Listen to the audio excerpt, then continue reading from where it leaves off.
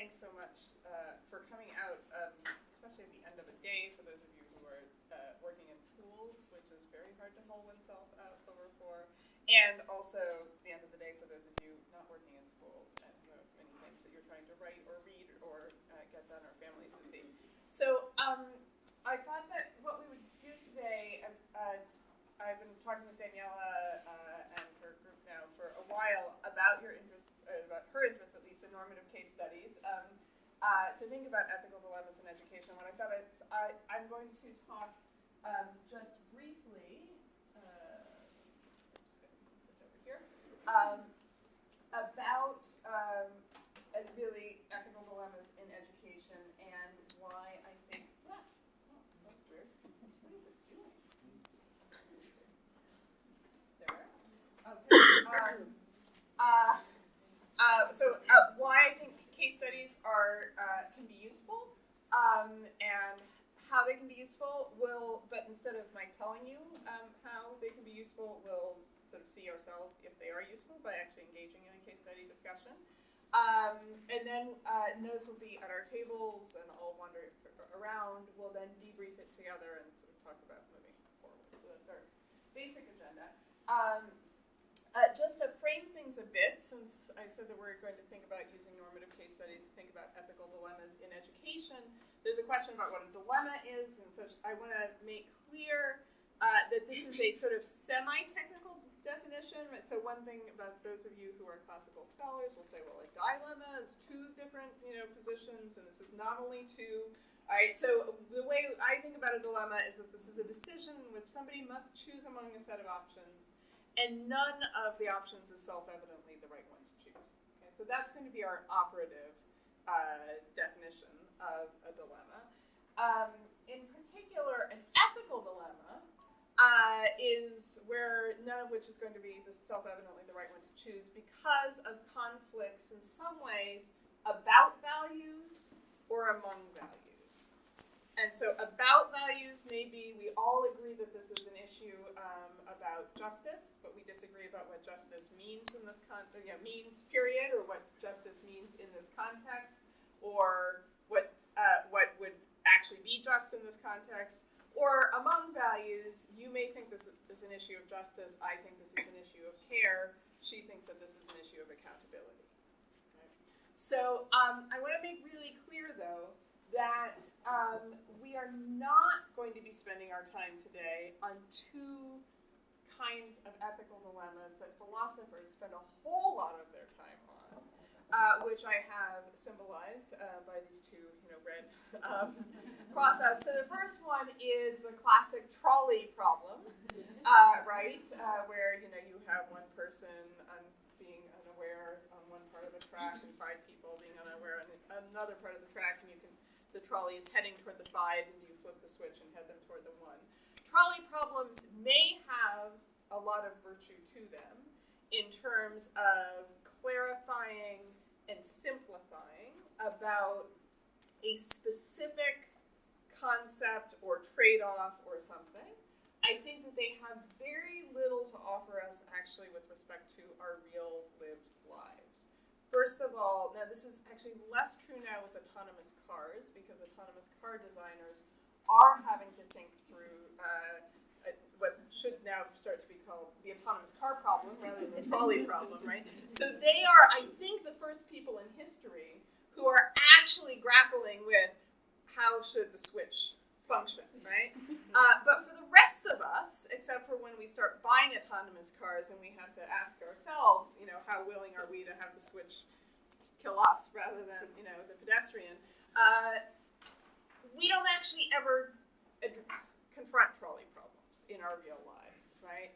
And even though we often do confront problems where we're thinking about one child, say, versus multiple children, and about our acts of commission, what we actually do to or with or for children, versus our acts of omission, what we fail to do, right, and what we step away from, with respect to, say, children's lives and prospects. We always do so in a much more complex way than as is, say, captured by the trolley problem. Also, I would say when we grapple with ethical dilemmas in education, most of us are grappling with questions where we want to do the right thing, we are trying to do the right thing, and it's not a dilemma because we're trying to figure out, should I do the right thing or say the self-advancing thing, the self-interested thing, but what is the right thing to do? So that's the reason that I have the second cross-through of the wallet, say, lying on the ground. We all know what the ethical thing to do is about the wallet lying on the ground. It's not that there is no self-evidently the right one. There is self-evidently the right one. You pick it up and say you turn it into the local police station and you say, I found this wallet, or you look in it and you see if you can find an ID and you call the person or whatever it is, right? And there are a bunch of times, I think, when we do ethical training with teachers or school leaders, where what we spend time on are ethical dilemmas where people are doing the wrong thing, and the question is, how okay are we with that wrong thing? They are stealing copy paper. They are falsifying grades because they want to get a promotion or they don't want to get fired or whatever, right? They are failing to report on a colleague who is sitting in class reading the newspaper or showing movies or falling asleep because they don't want to, they don't want to be the tattletale teacher, right? These may be really hard problems for various reasons, but they're not hard ethical problems, right? And I think, though, there are a whole bunch of really hard ethical problems that we face in education. When we absolutely want to act according to our values, and yet we don't know what to do. And that's what we're going to spend our time focused on today. And what we're going to use in a way, as a means of focusing on that, is what I call these normative case studies. And so there are quotation marks around this just because for this book that Daniela mentioned, Dilemmas of Educational Ethics, this is how we define a normative case study in this book, which is come in, just find, if you can sit, say, at this table or that table, like join people. Yeah. Great. So the way I define normative case studies is that these are richly described, ideally realistic accounts of complex ethical dilemmas, so not trolley problems, right? Not wallets on the ground, that arise within practice or policy contexts in which a protagonist must decide among courses of action, none of which is self-evident, the right one to take. And we are about to go into one of these normative case studies, but before we do that, I'll give you some examples so you have some sort of vision of what I'm talking about. I think that one of the most both universal and common ethical dilemmas that we face as educators is what to do about students who are being disruptive and preventing other people from learning, right?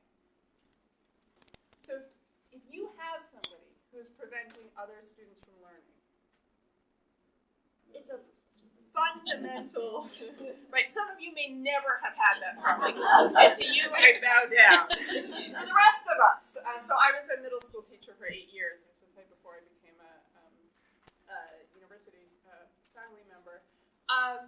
It is, I think, in a way, it is the trolley problem of our profession, right? It sort of distills for us, how do we think about the individual versus how do we think about the rest of the class? How do we think about what our aims are in teaching? How much do we care about the academic learning versus the social and emotional learning? What does it mean when we say remove a child from our class, and what does that teach the child or the rest of the students about that child's marginalization or like our willingness to separate him or her, to give up on him or her? But what does it teach children about keeping a child in class and keeping them tense or unable to learn or distracted?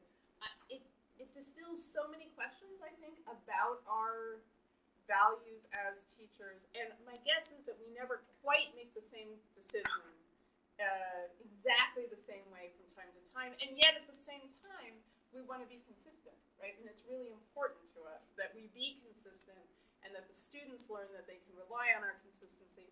So that's an example of an ethical dilemma, I think, in our practice. So I'll give you, that's sort of at the classroom level. I'll I'll give you an example at the school level. One of the cases that we have in the book is about grading and how we assign grades and the push that we get from students, from parents, sometimes from administrators to say raise grades because they've tried really hard, because if we raise the grade, they'll get access to a scholarship, to entry to a selective school, to a place in university, to their parents' praise, to whatever it is, right? Which may really matter. And at the same time, we have certain values about what a grade means. We don't want to make things too easy for the students. We want them to understand what true understanding and true mastery means. And yet we don't want to stand in the way of our students, and grades are kind of constructed anyway, right? What do they mean? And we don't actually care about the grades. What we really care about is the learning. And how do we put all that together? I think that's a real ethical dilemma in our work as educators and as school leaders and as family liaisons and all sorts of other roles that we play in schools. Say at the school level, and I'll give you one final example at the policy level. I know that right now you have the GLEAD report? Is that what it's called? Thank you, Goski. Right. So this question about school funding and the extent to which you should have what, say in the United States, we call weighted school funding. It sounds like that's what Goski has basically proposed. And how much do you weight different kinds of needs? How much of a foundation should you have? Should there be some floor, even if the school serves entirely students who are thought to be fairly easy to educate? How much weight should we put on schools that already exist and are relying on certain funding formulas versus schools that may be helped by new funding formulas? Does history matter? In what ways? Right, that's, I think, a fundamental policy dilemma that we face in education that, again, gets to questions that we have about our aims, about our values, about our understandings of equality, of justice, of the relevance of history, etc. Okay, so those are 3 examples, but now we're going to do quite a different example, which we call rolling off the welcoming in. And we're going to do this as a reader's theater. So we have, I'll say just briefly, I'll just show you.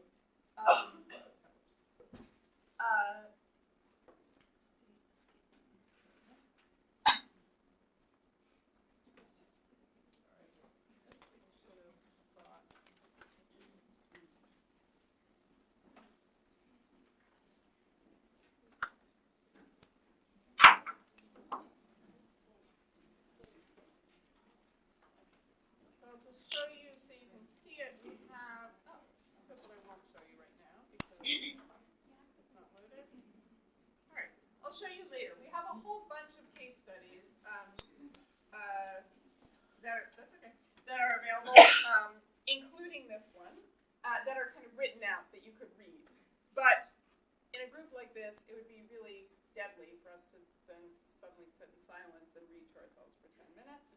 And also, it's harder for those who are non-native English speakers to read as quickly as those who are native English speakers. So what we've done is we've taken this case and we've turned it into a reader's theater. I'm very grateful to those of you who have agreed to play roles. It will be obvious when you should speak up.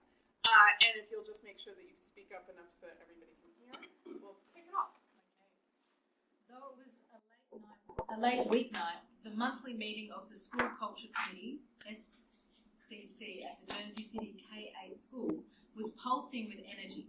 In light of a recent surge of divisive language among students, the team of teachers, parents and the principal was eager to finish drafting the SCC's proposed guidelines for strengthening and evaluating school culture. Jersey City's principal, Ms. Winters, opened the meeting by checking in on an incident that had arisen a few weeks before. How's it been going with Danielle and her friends? Are they still ostracising Danielle because of the family's support for Trump? Or are there Tuesday lunches with you helping Rob? Rob, the school's social emotional learning coordinator, offered an update. I've been inspired by their willingness to be honest with each other, but it is going to take a lot more time and work for their friendships to be repaired. Danielle's friends, especially, but not only her friends of colour, just aren't able to reconcile the fact that she says positive things about Trump. Teresa in particular still can't forgive Danielle for making that comment about criminal illegals, given what she knows about Teresa's cousin. And Danielle is just so hurt that her friends are holding her political views against her. They are all taking their statements very personally. Let me just say, I forgot to say, this is obviously written in a U.S. context for a U.S. audience, but we figured that unfortunately the U.S. is hegemonic enough that you'd be familiar with it. Follow along. Gregory Timms, a 7th grade father, jumped in. It's hard not to take it personally. White students are the minority at this school, but they're treated like they are the unjustly privileged majority. Colin told me at dinner last night that there are kids in this class who don't work with him just because they know our family voted for Trump. He wants to switch schools, but we can't afford to move to a whiter district or send him to a private school. Susie, Colin's humanities teacher, looked concerned. Well, we love Colin and hope he won't switch schools. I think the problem is that many of Trump's statements are emotionally damaging to many of our students. They lack coping strategies. Madison, a mother of a 1st grade student, agreed with Susie. Right. How are they supposed to react when they hear their classmates insinuating that they don't even belong in this country? I believe in zero tolerance for bullying. That's the point of this committee, to make sure that JC K-8 has a culture that we can be proud of, where no child is bullied or harassed. But in these instances, I feel like our kids are having to set boundaries because the school just isn't doing it for them. Principal Winters was more cautious. I agree our committee needs to set those boundaries more clearly, but I worry about characterising these disputes automatically as bullying or harassment. You know that by state law we are mandated reporters for all incidents of bullying or harassment. I don't think that we should be reporting them and punishing Danielle, Teresa or Colin's classmates. We should be teaching them how to work together and get along. Do we really want to criminalise what should be teachable moments? Madison responded, followed by Rob. But we have anti-bullying laws for a reason. We can't overlook the harm that treating bullying or harassment as teachable moments could have on kids being bullied, especially those from marginalised groups. That would do everything but create a safe space for students to learn. You faced a version of this teachable moment question in your class last week, didn't you, Elena? Yes, we were in the block room and a small group of boys began building a wall that spanned the width of the classroom. At first I thought nothing of it, but then they started chanting, "Build the wall! Build the wall!"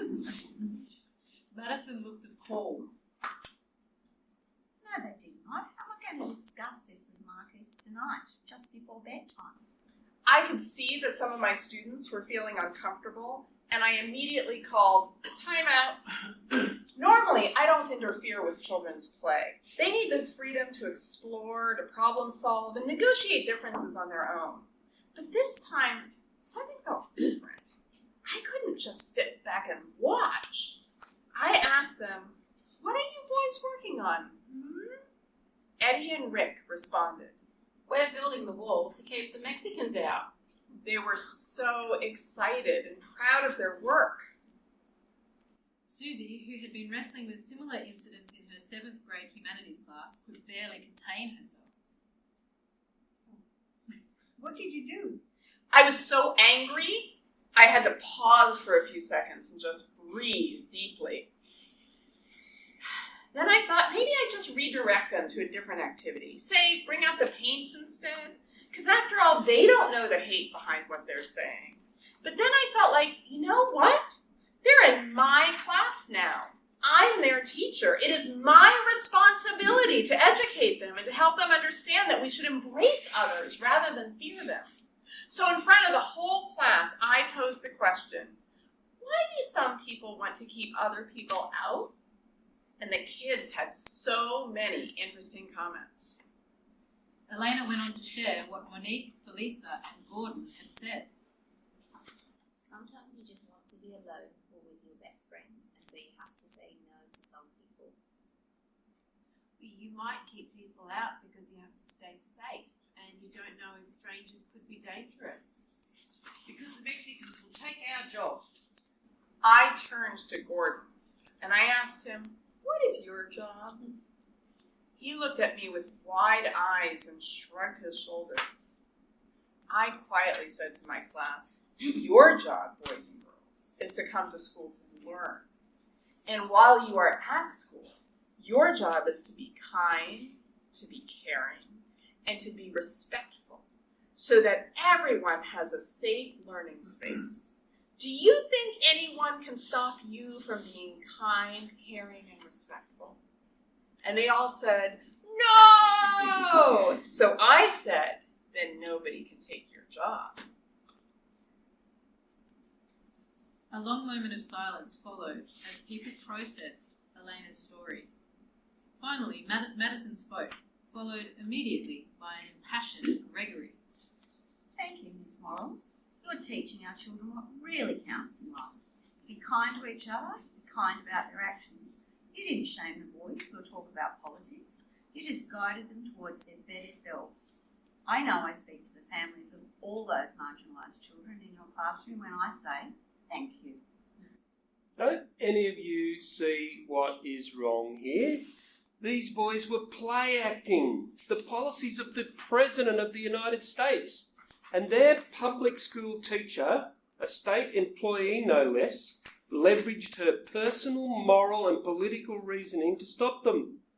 That was a partisan move, through and through. The boys were creatively engineering a wall and they were drawing on their knowledge of the current events in the process. That should have been celebrated by the teacher, but instead their entire innovation was discouraged. If you wanted to make it a teachable moment, Miss Morales, you could have taken the time to explain them the difference between legal and illegal immigration. That would have been a good lesson. Principal Waters broke the silence that followed. Gregory has a point, everyone. We can't censor students' play or creativity just because it happens to disagree with our politics. As I've said before, school needs to be a neutral space, a politics-free zone. A flurry of responses followed from Rob, Susie, Gregory and Madison. With all due respect, how can school be a politics-free zone? What happened in Elena's classroom and with Colin, Danielle and Teresa shows us that politics will enter the school whether we plan it for it or not. That's why we set up this committee, right? I totally agree. The purpose of school is to prepare students to be citizens in a democracy. How can we prepare future citizens if we can't talk about politics? We need to lean into these conversations, not back away. If we're going to lean into politics, let's have our kids study the First Amendment. You can't censor something just because it doesn't agree with you. That's a freedom we fight for all around the world. Oh, God. I'm so sorry. You're doing a great job. Thank you. I'm apologising for you. I'm sorry. Madison? But these are kids in school. Adults can walk away from offensive statements or people, but our children can't go anywhere. Principal Winters finally felt as if she had found her footing again. Madison is right. Students don't have total freedom of speech. We have to be mindful of our state and federal bullying laws. We can't ignore statements and incidents that create a hostile learning environment and inhibit students' learning, especially since attendance is mandatory. She's exactly right. Free speech doesn't mean that schools shouldn't teach children how to be kind to one another. Maybe it's my liberal bias, but I'm not going to stop teaching inclusion and social emotional skills just because our national political discourse has lowered the bar below civility. This didn't sit well with Gregory. I'm all for teaching kindness. Just don't confuse kindness with political ideology. Democrats don't have a monopoly on good character. Sorry? Do you mind? I'm up for it. Starting there?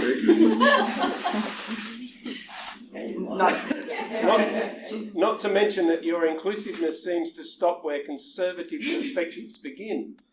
those shepherd fairy posters showing everyone except a white male as part of the we the people, they're obviously anti-Trump. Let me tell you, Colin notices that his views and people that uphold them are not welcome. Susie was baffled. I hardly think that posters featuring women of colour saying things like, "We the people protect each other" and "We the people defend dignity" are inappropriate. They're simply inclusive. The posters are meant to show all students that we value them as people and that we'll work together to create an inclusive classroom in which everyone's needs and rights are respected. Gregory was sceptical. Would you be equally happy to put up a poster of a white man standing up for the Second Amendment? Before Susie could respond, Rob intervened. Okay, so where do we stand? Do we have any principles or policies we can agree will improve school culture while respecting student diversity, including political diversity? Thank you. Can we applaud our...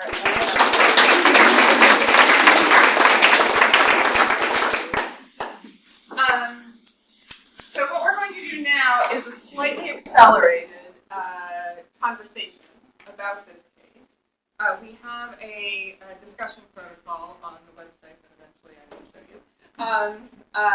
And we're going to do a slightly shrunken protocol. And given our time, I think usually we spend about an hour or so talking through the case. We'll today spend about half an hour, 25 minutes to half an hour talking through the case, and then we'll have our conclusion. So to start with, you're going to talk obviously at your tables. And why don't I suggest that the four of you there, say two of you come here and two of you go there or something.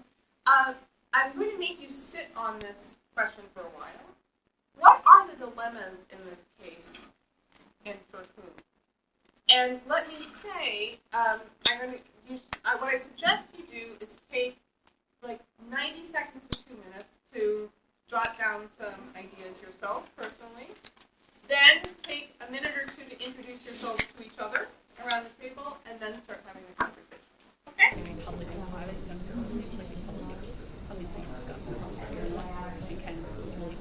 Voters and that stand-up arguments with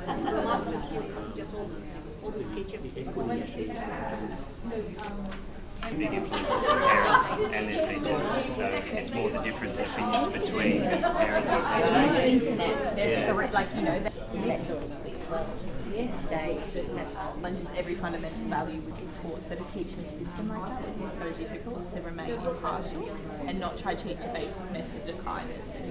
I think that's why schools exist to have teachers. It's hard to always return to when I can have one thing the country is so far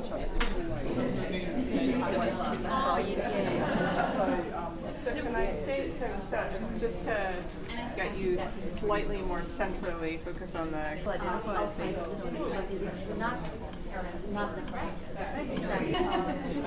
and then a fourth dilemma that I heard potentially is what should our the most important and how do we balance? So a lot of your ideas of what's right and what's wrong. I don't know if those are all dilemmas.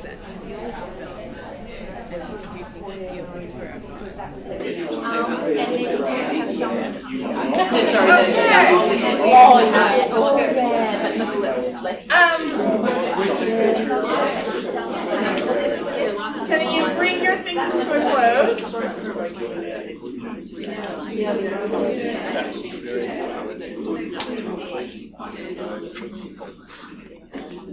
All right. Since we have only 10 minutes left, is that right? Yeah, well, I mean, 6:30 is the schedule to finish. Yeah. We do have the room until 7, just letting you know. Okay. So we're not going to get kicked out. All right. So maybe we will take this to say 6:40.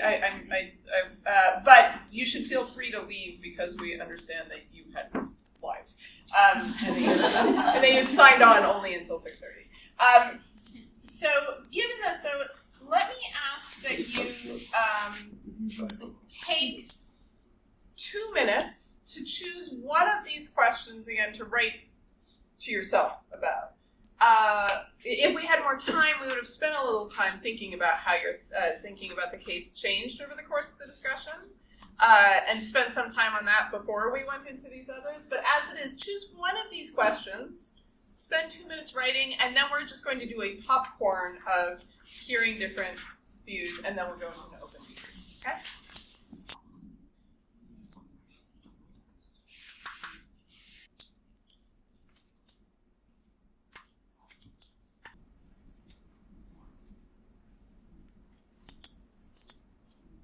Okay, finish up what you're writing.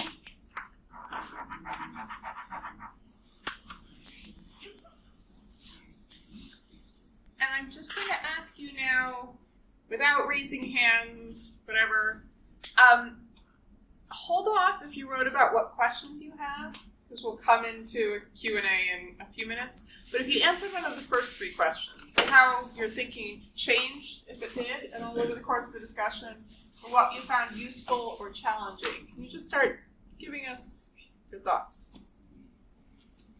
Somebody from this table start us off.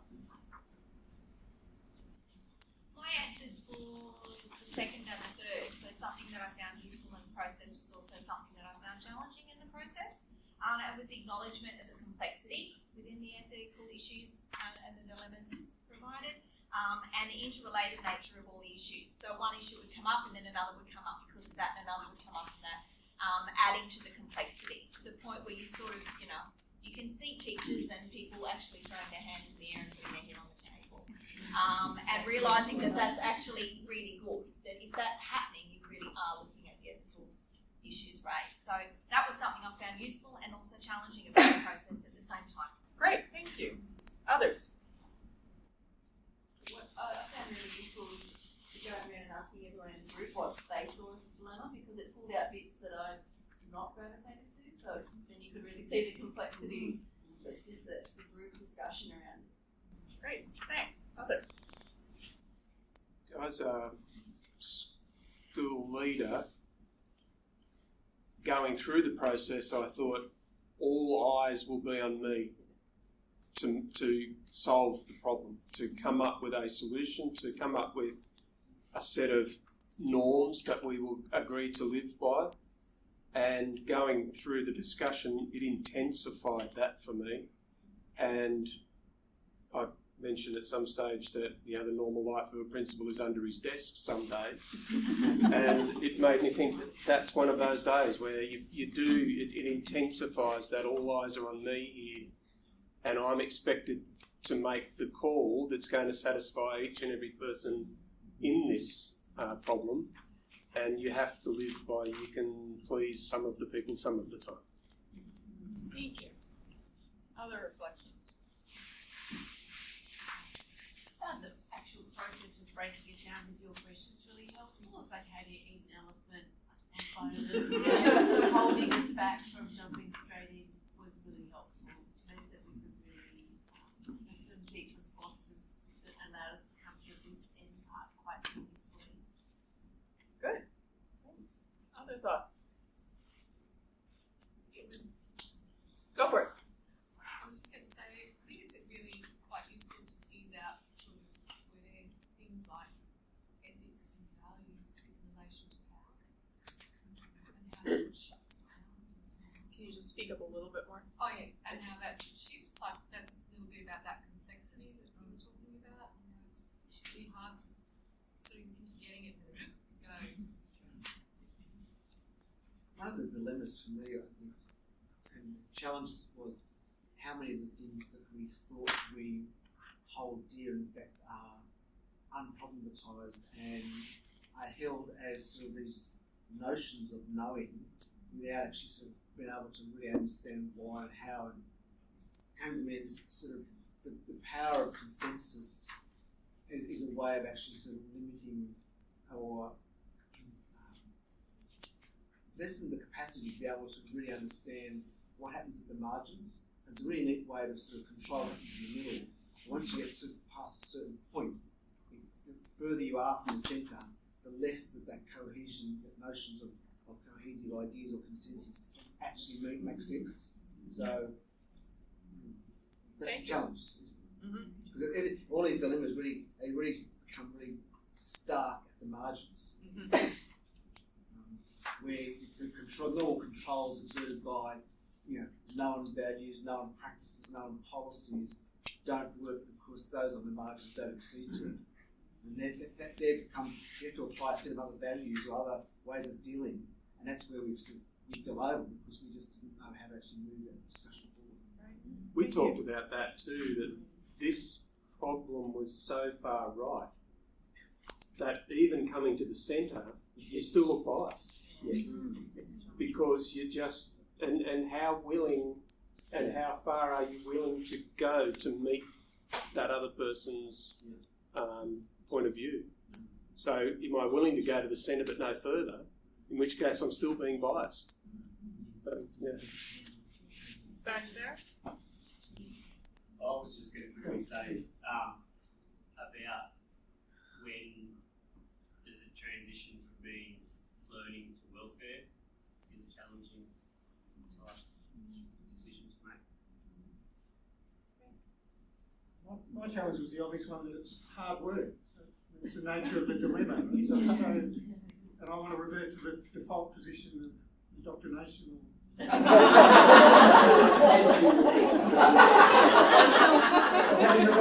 the right answer. Like you said, Brett, I mean, how far do we want to? I think that position's fundamentally wrong, but maybe that's the wrong way to approach the problem. How can we engage discussion about it? And that's difficult. Very difficult. I guess one more thing is as if you sort of in the sense that space of having a view about social justice, at what point do teachers really call out what they see? So I mean, I guess we had a brief discussion about 1933 and thinking of if people were sort of seeing the slide towards totalitarianism in Germany or in Europe, at what point would teachers or educators, is it able for them, or are they able to actually sort of call it out for what it is, or do we all just sit in the pot and wait to boil slowly and hope that it goes away or that we won't see it? So the teacher, did she in the end, did she want to really say something about this creeping, insidious view of Trumpism, about sort of naming and shaming kids who just came from a particular place? She did, but she was constrained by all these other things. So in the end, pull down the hat, pretend it doesn't happen, and school closes down, and those kids are marginalised. The rest of school are happy, and we all go on. But there's been this gradual or quickening slide towards a totalitarian view.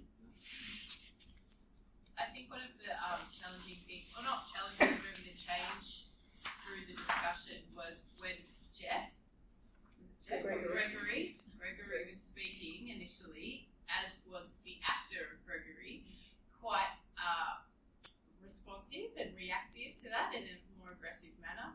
But I suppose the change from seeing him as an issue to then him as a product of the environment, but then his as then part of the solution as well. Like that whole lineal process of how the school responds to that and how that process, as well as being the teacher and the educator, how you can start to think about everybody as being a part of the solution and being a partner in that. What's interesting, I think that's fascinating. I never really heard the sort of the issue, the product, and the part of the solution framing, which I really, really like. There is, of course, also, at least from my perspective, the fact that some of the claims that Gregory is making, I think, are quite reasonable claims that really should be taken seriously. Like if we were to flip this case, so one of the things that we sometimes do with these case studies is that we'll talk through the case itself as it exists, but then at some point we'll tweak it. So that you could imagine a similarity, a sort of mirror version of this case, right? Where you have a fairly centrist school, and you have somebody, say, sticking to the American context, and a not even say a Black Lives Matter activist, but say an Antifa activist, with some of these anti-fascist activists who especially seem to hang out in Portland, Oregon, but who use violence against, often employ violence against people they view as fascists. And, so a critique from the left, right, of the purported neutrality of the school that is not recognizing that we're in the equivalent of the late stage of Weimar Germany, right, and is not actually speaking up. And questions of, do we take the same stand, do we have the same analyses around the relationship between freedom of speech and safety and, part of the solution and the rest, as we had when we're, I'm assuming that most of us, really all of us, in fact, substantively disagree with somebody who supports Trump. I don't know. Right. Sorry, go ahead. Perhaps Gregory was speaking out because he was actually speaking from a minority view himself. Right. And he was actually in the same boat yes. as the other people that feel so strongly about that. So he was coming from a sense of feeling really marginalised himself. Yes, right. No, so at the beginning he says, right, whites are the minority in the school, but we're treated as this unjustly privileged majority. In our last few minutes together, questions? Oh, yeah.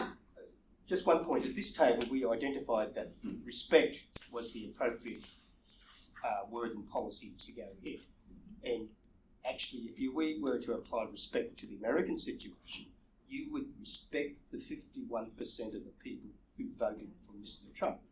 No, it wasn't 51%. Well, or whatever the figure was. No. A greater percentage voted for Clinton than voted for Trump. 3 million more Americans voted for Clinton than voted for Trump. But there is respect for which either side wins, you have to respect. You're required to respect the other side, or which other side loses, you have to respect the will of the Constitution or whatever it was. Right. Right. I mean, I think so. That for me, that is where, like, I respect respect seems like the right value. I don't know how it plays out in this context. Well, that's what we were saying too. We were saying, we teach children all the time that you don't have to agree, but you need to be respectful. But how many times do we, as adults, get in situations where we don't agree, and we've all seen it, where people are not respectful to each other, even though they've spent the last however many years being told that's what they should do, but it doesn't always work because the emotion gets into it, and they fight for what they believe in. That reminds me that one of the things I didn't bring up that came up as a dilemma in at least a couple tables was about our own emotional responses, right? And how we manage those, and that's also really a challenge, right? And I do think there's this question about the political, it's a political question about whom we show respect to and how much respect we show them, right? I mean, this, and, that, say, in the United States, there's a dialogue around white fragility and white supremacy that argues that, say, white people like myself are all too ready to try to show respect to other whites who feel so fragile when they are, say, accused of being complicit in structural institutional racism that they collapse, and that they feel disrespected by that, and that is a tool that whites use to maintain supremacy because we don't challenge each other enough about, right? And so in that respect becomes a tool for the maintenance of oppression, even though we also, say, embrace the idea of respect as a potentially fundamental civic value that we want to teach kids, right? And so I don't know what to do with that, right? But that was one of my challenges. That what you said at the start. There's no definitive right or wrong answer. That's yeah. I mean that right. So one of our principles when we create these case studies is that we only create case studies where we do not know what the right answer is. We will oftentimes, especially my students, will want to create case studies of that show injustice and that try to teach others about injustice that exists in the world and get them to think the right way. And I say, sorry, you can write an article about that, you can write a blog post about that, you can give speeches about that, you can send out tweets, you can do whatever you want to try to challenge the injustice in the world, but that's not what this is about. This is really about our, like, spending time in the area where we don't know what's right and wrong. And we think probably others don't know either, and we're trying to create a space for collective conversation about it. So one of the things that I didn't say at the beginning is that I don't know what the case is here in Australia. Certainly in the United States, I have the feeling that we are pretty good at talking in education around issues about learning and pedagogy, issues of leadership, accountability, strategy, human capital, information technology, like a bunch of sort of technocratic issues and pedagogical issues that we don't really have spaces to talk with one another about ethical issues. And that if anything, the public, we are actually stopped from admitting publicly that we are unsure about something ethically, because that's been a source of shame and an admission that we may have done something wrong, right? And it also then cedes the ethical, basically higher ground to the other person. So in the United States, there is ethical language that's used in education, almost always as a rhetorical tool to claim the higher ground. Well, I believe all children can learn. Clearly, and I believe in X policy, right? And so clearly, if you disagree with me about X policy, then you must not believe that all children can learn, right? I believe in educating for social justice. And I also believe, right, Y. And therefore, if you believe not Y, you must believe in educating for, I don't know, social injustice or something. And that's clearly wrong, right? Like, I mean, I think as cases ideally like these show, we can have strong, we can be value-laden, right, ethical beings and disagree with one another. And I think that we need to have as complex conversations with one another about the ethical aspects of education practice and policy as we are starting to have about the pedagogical and, instructional, leadership, strategic, et cetera, aspects of this. So that's another thing that these cases are intended to do. Yeah. And I think it's how we view conflict as well. So we were discussing in our group this idea of conflict as opportunity. Oh, interesting. Yeah, rather than something always negative, as an opportunity to open up that discussion. Because if we didn't disagree, what would we think about it? Right. That idea as well, like we're all the same. So bringing back the idea, discussing the idea of conflict and having that idea itself as an opportunity to challenge as well. Do you want to finish it up? Since we're definitely past now, 6:40. Well, thank you. That's absolutely wonderful. So thank you so much for coming. It just seems like we've had a really thoughtful, critical, intelligent conversation that blew apart all of the ideas that I certainly had. Like I couldn't anticipate, all of the complexities that we kind of discussed here on this table, and then times 6 or 7 was absolutely wonderful. And Meira really is a master of generating, the NCS, and also making sure, facilitating it and, picking out those really beautiful gold nuggets. So I've learned a lot, so thank you very much. And I'm really grateful and kind of inspired by her work in particular. So I'm really hoping that you experience a challenging conversation too, that you might want to come back to at some point, or that there are some issues that you might like to talk about at some point. So the research group who brought Meira here is called the Educational Ethics Dilemmas of Diversity group, and we've got Rachel Buchanan over here, we've got Sarah Gurr, we've got Amy McPherson, Kevin Lowe, we've got Sam Douglas and Tom, and so we're all trying to build this kind of conversation in Newcastle, and we're really interested in hearing from you guys about some of the stories that you have, or if you want to keep in touch with the project, we'll be sending out some feedback information so that you can kind of respond to us and keep in contact.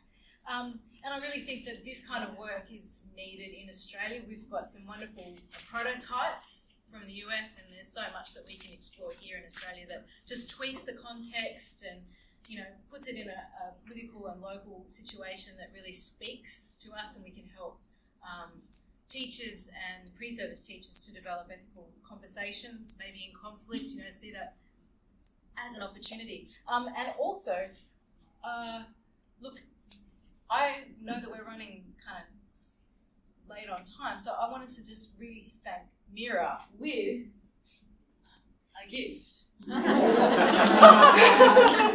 coming. Now, I can't say this is not a Hunter Valley one. I'll own up. It is, in fact, from the Yarra Valley, which is kind of my hometown. So a lovely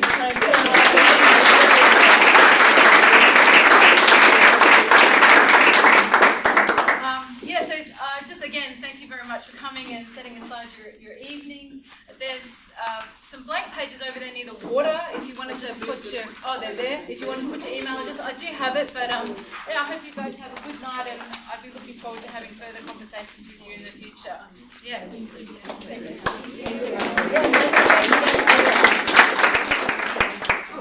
But I will say, although I couldn't ever get to it, if you go to justiceandschools.org, we have about 15 case studies up there.